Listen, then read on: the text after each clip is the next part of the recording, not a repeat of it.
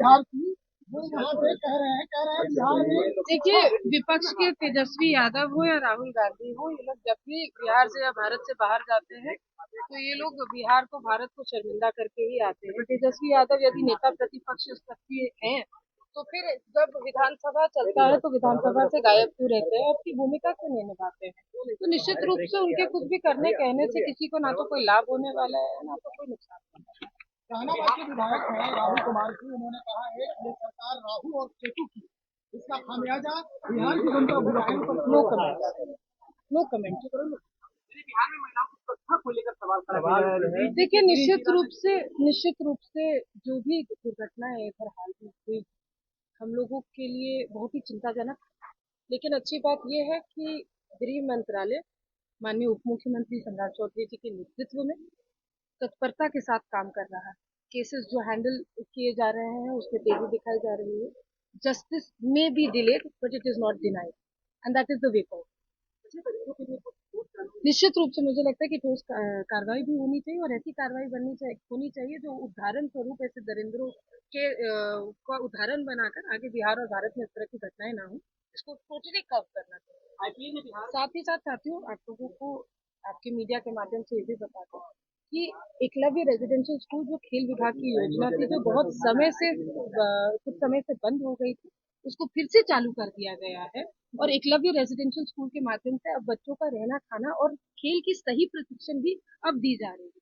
इसी के साथ साथ जो हम लोग इंटरनेशनल और नेशनल कॉम्पिटिशन आयोजित कर रहे हैं बिहार में, तो एक तरफ बिहार के बच्चों को, खिलाड़ियों को नेशनल इंटरनेशनल कॉम्पिटिशन का एक्सपोजर भी मिल रहा है।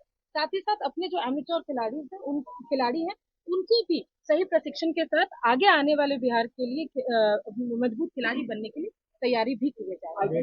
बिहार कई चार कमाल कर रहे हैं, तिरुवंतम की बात कर रहे हैं, किसान किसान की बात कर आई रहे हैं। थिंक हाँ, क्रिकेटर्स की बात कीजिए तो एक तरफ कभी बुरा लगता था जब एसोसिएशन के बीच में लड़ाई होती थी और उस वजह से खिलाड़ियों का उसका खामियाजा भुगतना पड़ता था। अब देखिए, वो लड़ाई भी नहीं रही और अब बिहार के बच्चे हर खेल में अच्छा कर रहे हैं। खासतौर से क्रिकेट के फील्ड में भी अच्छा कर रहे हैं।